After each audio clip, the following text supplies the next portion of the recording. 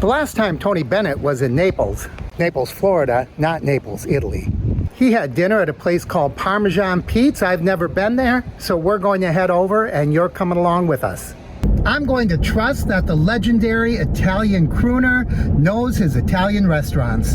And the family that owns and operates the restaurant has a nearly 120-year history, starting back in Brooklyn, New York. And here we are at Parmesan Pizza. Because the restaurant was so intimate, it was difficult to narrate a video in there, so I'm going to tell you all about our visit right here. You probably heard by now, we recently lost a legend in the entertainment business, Tony Bennett. And there was a local newspaper piece down here the last time that Tony visited this area, Naples, Florida. He went to a particular restaurant. And it was kind of an interesting story. Someone in his staff called to see if they could make reservations. They were told they could, but it was really busy and there was only outdoor seating.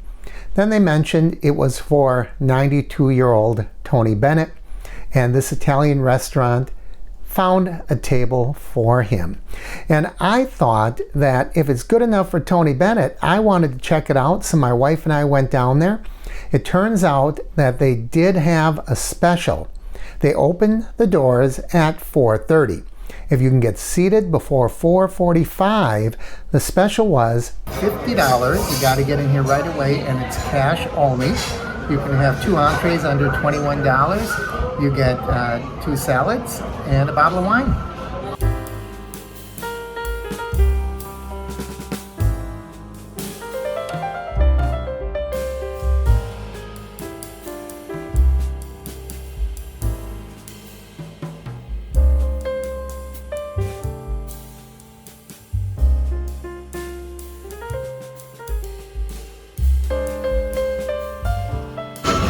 So I got the chicken ciabatta, and my wife got the Milanese chicken.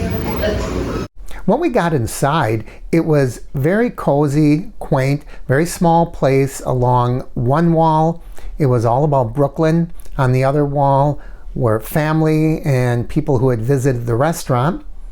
This family's been around for a long time. They originally started back in the late 1890s with their first restaurant in Brooklyn, and they've been at it ever since. And at some point, early 2000s I believe it was, they came down here to Naples and they opened one restaurant that didn't go over very well, and then they eventually opened Parmesan Pizza. By the way, how do you say it? Parmesan? Parmesan? Let me know down in the comments. Della Rocca is the family that runs the restaurant, and they have Dominic Della Rocca Way on the sign. The bill ended up being $107. That included tax and gratuity. You might be wondering, how can a $50 special end up being $107? Well, there was tax. It's a 7% tax. There was also the gratuity on there. And we ordered 4 desserts. Why 4 desserts? Holy cow, this is a banana chocolate mousse. Man alive. Sea salt caramel gelato. The same dessert that Tony Bennett had when he was here.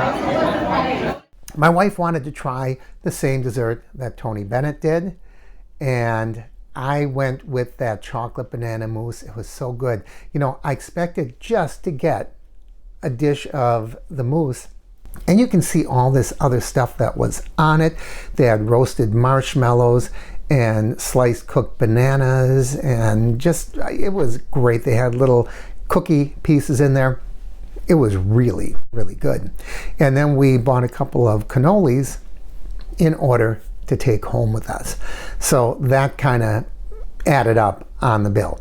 And by the time you got the 4 desserts, the gratuity, the tax, came out to about $107. It's 5 o'clock and the place is almost jam-packed. 5:15 and completely full.